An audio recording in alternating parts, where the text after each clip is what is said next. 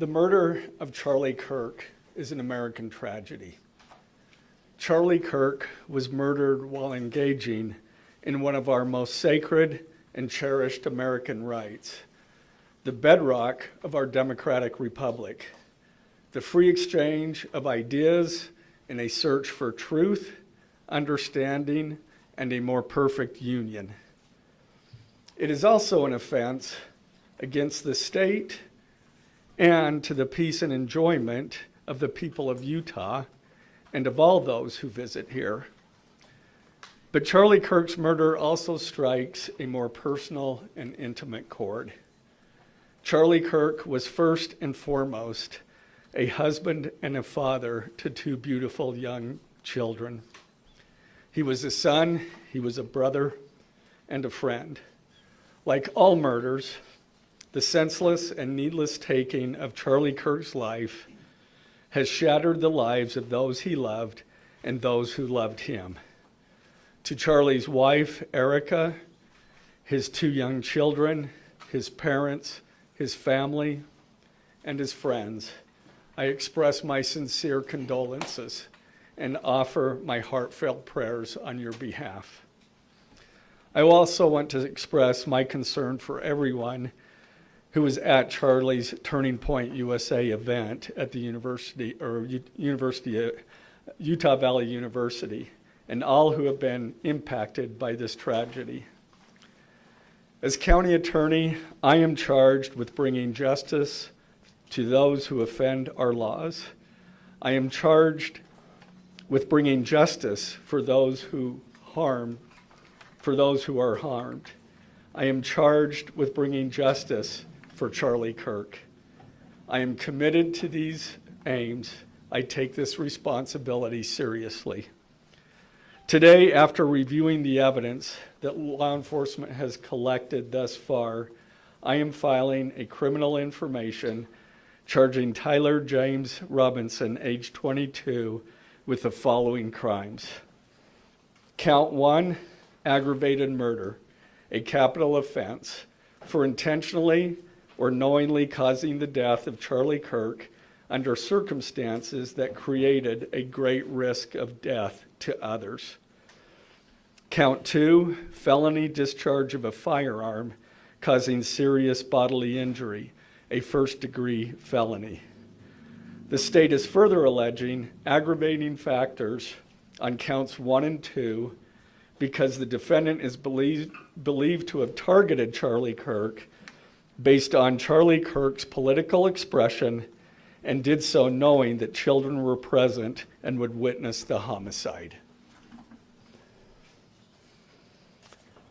The state is also charging the defendant with count 3, obstruction of justice, a second-degree felony for moving and concealing the rifle used in the shooting. Count 4, obstruction of justice, a second-degree felony for disposing the clothing he wore during the shooting. Count 5, witness tampering, a third-degree felony for directing his roommate to delete his incriminating texts. Count 6, witness tampering, a third-degree felony for directing his roommate to stay silent if police questioned him. And count 7, commission of a violent offense in the presence of a child, a Class A misdemeanor, for committing homicide knowing that children were present and may have seen or heard the murder and did so based on Charlie Kirk's political expression. Also, following the press conference, I am filing a notice of intent to seek the death penalty. I do not take this decision lightly, and it is a decision I have made independently as county attorney, based solely on the available evidence and circumstances and nature of the crime. Because we are seeking the death penalty, the defendant will continue to be held without bail in the Utah County Jail. Turning to the 10-page information, these are the allegations.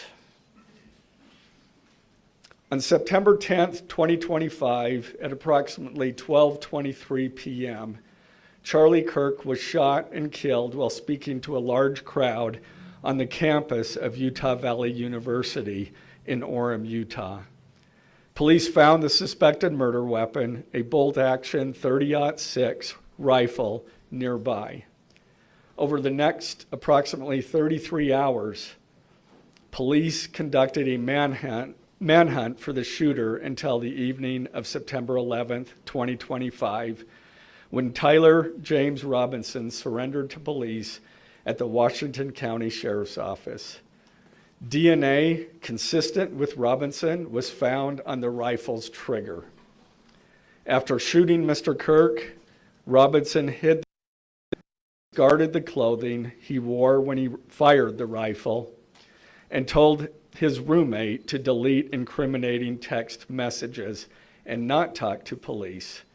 Children were present at the time of the shooting. The shooting.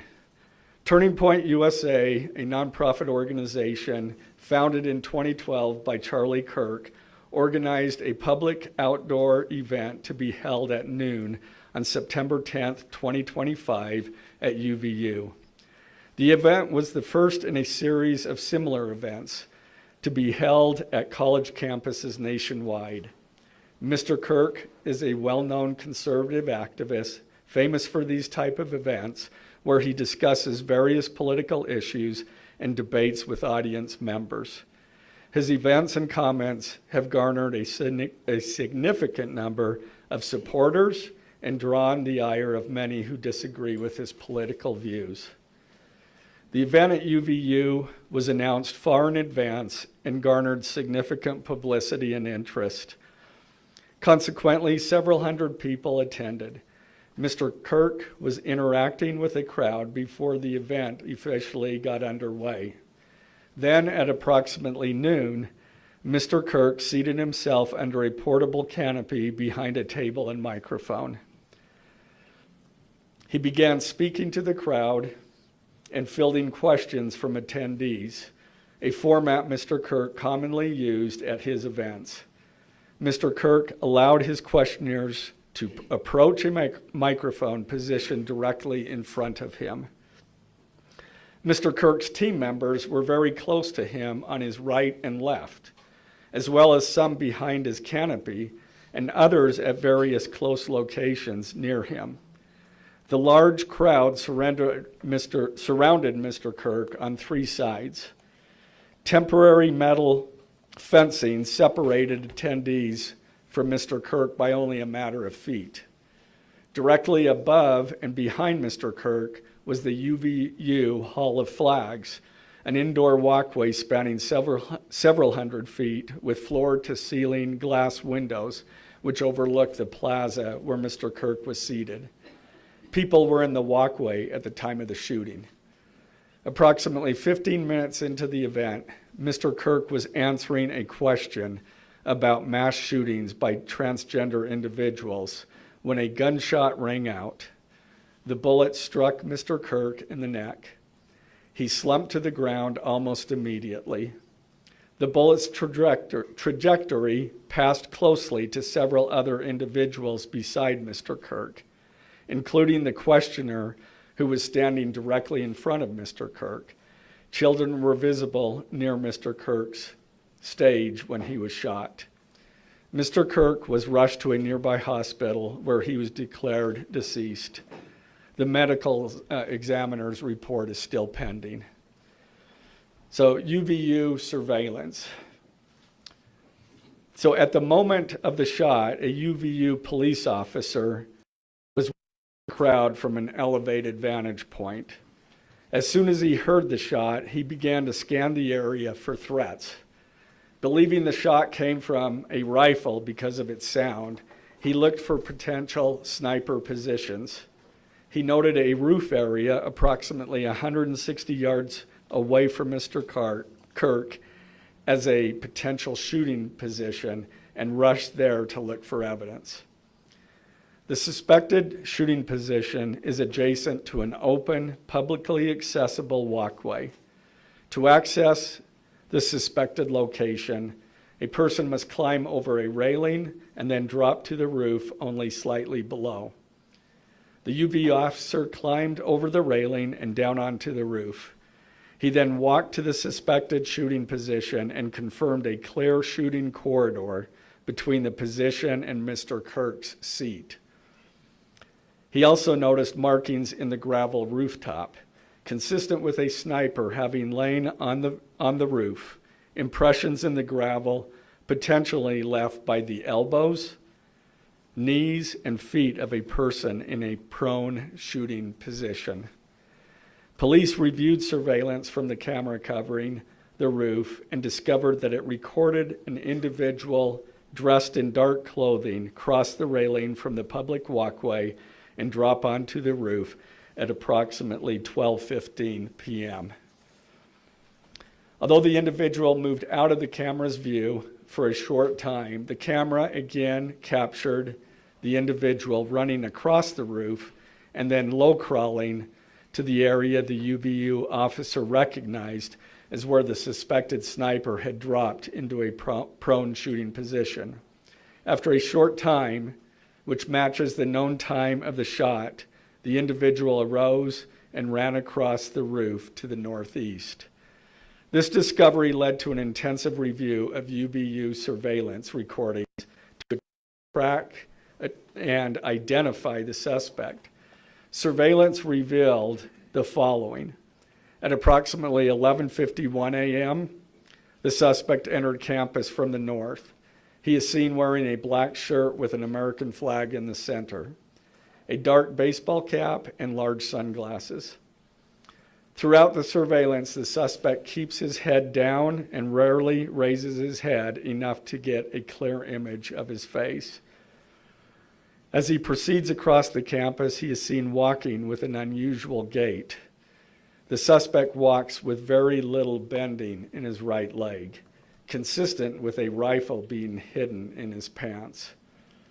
This unusual gait continues until the suspect is seen crossing the railway off the open walkway and onto the roof, where he leaves the camera's view. A camera later captures the suspect as he runs across the roof to the suspected shooting position. Immediately after the shot was fired, a camera captures the suspect running across the roof carrying an item whose shape is consistent with a rifle. The suspect is then seen climbing down from the roof. He appears to drop the item he was carrying as he hits the ground in a controlled fall. He then picks up the item and runs toward the northeast end of campus. Expanded crime scene investigation. Law enforcement officers followed the suspect's escape path to the northeast end of campus, where they believe the suspect left campus and entered a wooded area. In that wooded area, investigators found a bolt-action rifle wrapped in a towel. The rifle contained one spent round and 3 unspent rounds. This is consistent with the facts officers observed at the time of and immediately after the shootings.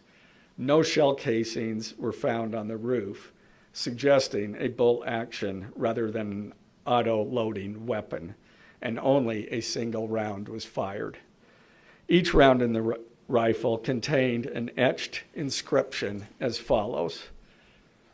The fired cartridge was etched, "No Tice's bulge, OWO, what's this?" The second cartridge that was again not spent, the last 3 were not spent, were not fired. The second, "Hey fascist, catch," with arrow symbols. The third cartridge, "Oh Bella Ciao, Bella Ciao, Bella Ciao, Ciao Ciao." The fourth cartridge, "If you read this, you are gay," LMAO. The rifle, ammunition rounds, and towel were sent for forensic processing.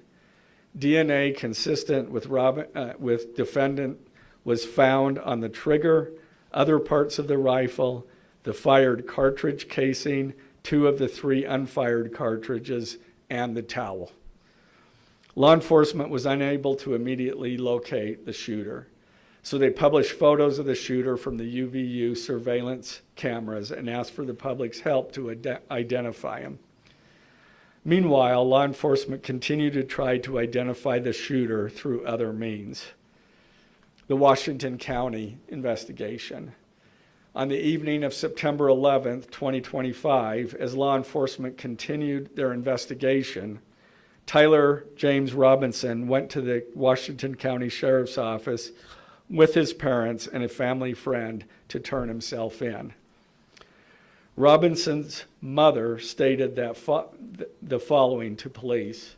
On September 11th, 2025, the day after the shooting, Robinson's mother saw the photo of the shooter in the news and thought the shooter looked like her son. Robinson's mother called her son and asked him where he was. He said he was at home sick and that he had also been at home homesick on September 10th. Robinson's mother expressed concern to her husband that the suspect shooter looked like Robinson. Robinson's father agreed. Robinson's mother explained that over the last year or so, Robinson had become more political and had started to lean more to the left, becoming more pro-gay and trans rights oriented. She stated that Robinson began to date his roommate, a biological male who was transitioning genders. This resulted in several discussions with family members, but especially between Robinson and his father, who have very different political views. In one conversation before the shooting, Robinson mentioned that Charlie Kirk would be holding an event at UVU, which Robinson said was a stupid venue for the event. Robinson accused Kirk of spreading hate. Robinson's father reported that when his wife showed him the surveillance image of the suspected shooter in the news, he agreed that it looked like their son. He also believed that the rifle that police suspected the shooter used matched a rifle that was given to his son as a gift. As a result, Robinson's father contacted his son and asked him to send a photo of the rifle. Robinson did not respond. However, Robinson's father spoke on the phone with Robinson. Robinson implied that he planned to take his own life. Robinson's parents were able to convince him to meet at their home. As they discussed the situation, Robinson implied that he was the shooter and stated that he couldn't go to jail and just wanted to end it. When asked why he did it, Robinson explained there is too much evil and the guy, referring to Charlie Kirk, spreads too much hate. They talked about Robinson turning himself in and convinced Robinson to speak with a family friend who is a retired deputy sheriff. At Robinson's father's request, a family friend met with Robinson and his parents and convinced Robinson to turn himself in. The family friend spoke to police and reported telling Robinson that it would be best if he brought all evidence with him to the sheriff's office to avoid police having to search his parents' home. The friend also asked Robinson if he had any clothes that were related to what he did. Robinson replied that he had disposed of the clothes in different areas. The roommate. Police interviewed Robinson's roommate, a biological male who was involved in a romantic relationship with Robinson. The roommate told police that the roommate received messages from Robinson about the shooting, and he did provide those messages to police. On September 10th, 2025, the roommate received a text message from Robinson which said, "Drop what you're doing. Look under my keyboard." The roommate looked under the keyboard and found a note that stated, quote, "I had the opportunity to take out Charlie Kirk, and I'm going to take it." Police found a photograph of this note.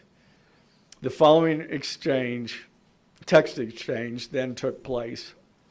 After reading the note, the roommate responded, "What?" You're joking, right? Robinson, I am still okay, my love, but am stuck in Orem for a little while longer yet. Shouldn't be long until I can come home, but I gotta grab my rifle still. To be honest, I had hoped to keep this secret till I died of old age. I am sorry to involve you. Roommate, you weren't the one who did it, right? Robinson, I am. I'm sorry. Roommate, I thought they caught the person. Robinson, no, they grabbed some crazy old dude, then interrogated someone in similar clothing. I had planned to grab my rifle from my drop point shortly after, but most of that side of town got locked down. It's quiet, almost enough to get out, but there's one vehicle lingering. Roommate, why? Robinson, why did I do it? Roommate, yeah. Robinson, I had enough of his hatred. Some hate can't be negotiated out. If I am able to grab my rifle unseen, I will have left no evidence. Going to attempt to retrieve it again. Hopefully they have moved on. I haven't seen anything about them finding it. Roommate, how long have you been planning this? Robinson, a bit over a week, I believe. I can get close to it, but there is a squad car parked right by it. I think they already swept that spot, but I don't want to chance it. Robinson again, I'm wishing I had circled back and grabbed it as soon as I got to my vehicle. I'm worried what my old man would do if I didn't bring back Grandpa's rifle. IDEK if it's had a serial number, but it wouldn't trace to me. I worry about prints. I had to leave it in a bush where I changed outfits. Didn't have the ability or time to bring it with. I might have to abandon it and hope they don't find prints. How the F will I explain losing it to my old man? Only thing I left was the rifle wrapped in a towel. Remember how I was engraving bullets? The F in messages are mostly a big meme. If I see notice bulge UWU on Fox News, I might have a stroke all right. I'm gonna have to leave it. That really effing sucks. Judging from today, I'd say Grandpa's gun does just fine, IDK. I think that was a $2K dollar scope. Wink, wink. Robinson again, delete this exchange. Again, Robinson, my dad wants photos of the rifle. He says Grandpa wants to know who has what. The feds released a photo of the rifle, and it is very unique. He's calling me, RN, not answering. Robinson, since Trump got into office, my dad has been pretty diehard MAGA. Robinson, I'm going to turn myself in willingly. One of my neighbors here is a deputy for the sheriff. Again, you are all I worry about, love. That came from Robinson. Roommate, I'm much more worried about you. Robinson, don't talk to the media, please. Don't take any interviews or make any comments. If any police ask you questions, ask for a lawyer and stay silent. The search for Robinson's residence. Police executed a search warrant on Robinson's residence. During that search, police discovered a shell casing with etchings like the etchings found on the shells in the rifle near UVU. Police also found several target boards with bullet holes in Robinson's home. Now, as I stated in the beginning, when I read those allegations, these are allegations. And like the evidence set forth in this statement, those allegations, what you've heard from the media, even from state and federal officials, has not been tested in the crucible of a jury trial. I understand the public's desire to know the facts. My own family members have pressed me for information. Why are we reluctant to share the details of the investigation itself? and comment on the case, because I want to ensure a fair and impartial trial. I became a prosecutor because of my love for the ideals of this great country and the principles embedded in our Constitution. The free exchange of ideas and opinions is critical to this great American experiment, but so too are the protections afforded to the accused found in the Fifth and Sixth Amendments: the right against self-incrimination, the right to a speedy and public trial, the right to the effective assistance of counsel, the right to confront one's accusers, and the right to compel the attendance of witnesses. And perhaps most importantly, under our Constitution, the accused is presumed innocent until we, the state, prove to an impartial jury of defendant's peers his guilt beyond a reasonable doubt. That jury cannot rely on our allegations, on what they hear in the news, or on what they hear from a public official. The jury is the sole trier of fact, and they will ultimately determine those facts based on evidence a trial judge has determined is admissible. Again, as prosecutors, we bear the burden to prove guilt beyond a reasonable doubt. But make no mistake, we welcome this burden. I'd like to now introduce my trial team who will be charged with prosecuting the case. This is a veteran and expert team of some of the state's best trial attorneys. Chad Grunander, who is one of my two chief deputies, Ryan McBride and David Sturgill on the far right there. And those two were very much involved in preparing search warrants, did a phenomenal job, worked day and night to see that accomplished well after he was, Robinson was taken into custody. Also, Lauren Hunt, she is one of our special victims prosecutors, and Chris Ballard, my second chief deputy, who will be handling motions. I'm going to explain just the procedural steps. We're not a grand jury. We don't have a grand jury system like the federal courts do. It's a preliminary hearing system.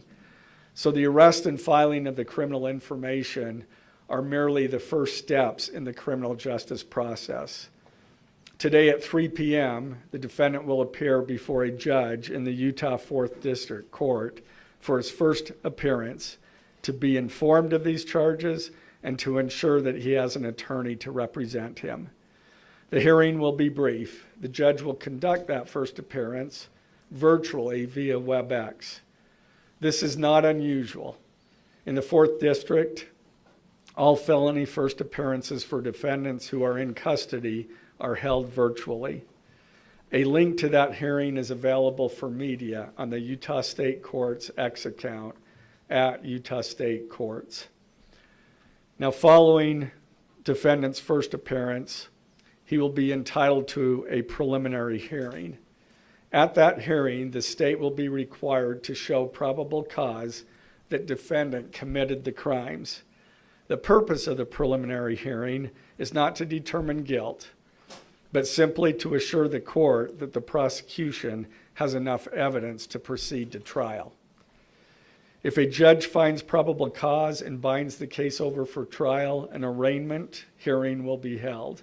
At that hearing, a judge will again inform defendant of the charges against him and require him to enter a plea to each charge. The next step following the arraignment is an opportunity for the parties to file any relevant motions and then ultimately the trial itself. This case has generated a tremendous amount of interest across our nation and even the world. The public's desire for information is understandable, but it bears reiterating that this case will be tried in a court of law consistent with our Constitution, not the court of public opinion. Thus, we will only discuss with the press, discuss the case with the press occasionally. It will not be a day-to-day or even week-to-week occurrence, but we will only do so in a manner as not to jeopardize the fair trial process. Before I conclude, I want to express my appreciation for the tireless work of our local, state, and federal law enforcement officers. They have an extremely difficult, dangerous, and often thankless job. I'm proud to acknowledge the exceptional work they do every day, and particularly their work on this case. It was truly a marvel to witness. Their skilled work and dedication have brought us to this point.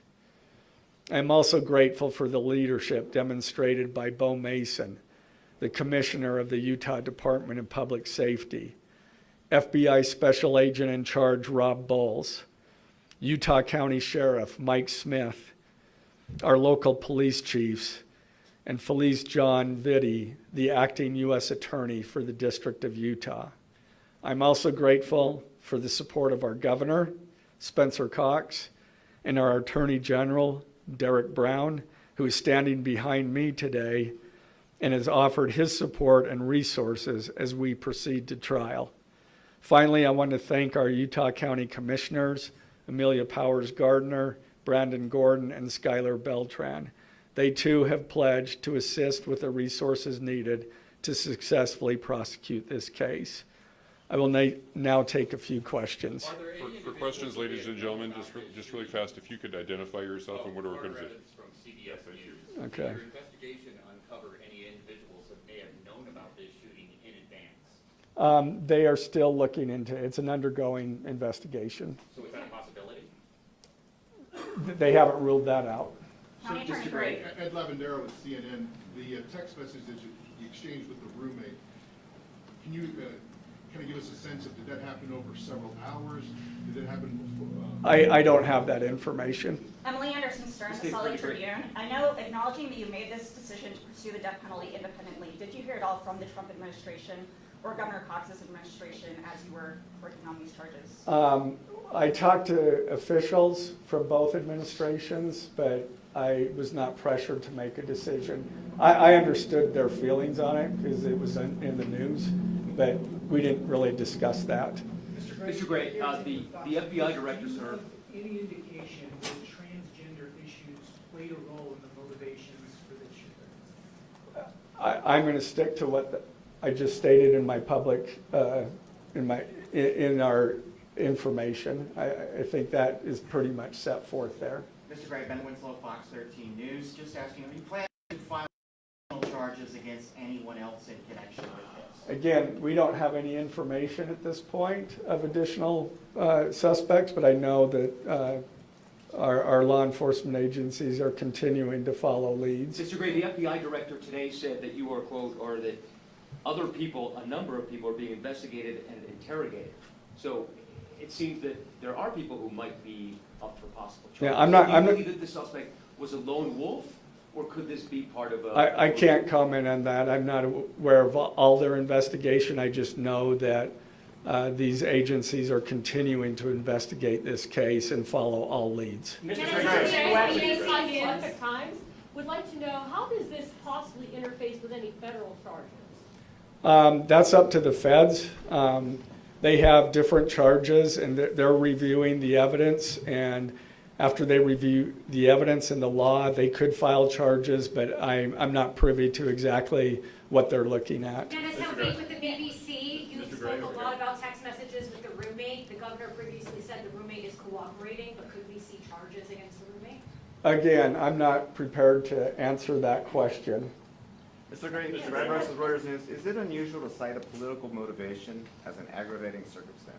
It's part of our code, and so we charge that. And Mr. Gray, Jim Stewart with KUTV, for those that aren't of a legal mind, is this a confession, the text messages? Is that legally a confession? And is he cooperating since he's been taken into custody? Ultimately, a judge will determine that at trial. And cooperation, has he spoken at all? Has he been cooperating since he's turned himself? Again, I'm not going to comment on that. Has he made any statements at all? Mr. Mr. Gray, Morgan Chesky, NBC News. Okay. What more can you tell us about the suspect's time online that some say radicalized him? I am not aware of that information. It's, again, still under investigation. And has he expressed any remorse so far about this attack? I am not going to comment on that. Is he continuing to not cooperate? I am not going to comment on that. Mr. Gray, the FBI director has been way out in front in terms of presenting evidence to the public. Your team has been very circumspect, very measured in what they've let out. Has that hampered your investigation and the build-up to this? Well, as attorneys, we typically like to control that information to preserve an impartial jury and a fair trial.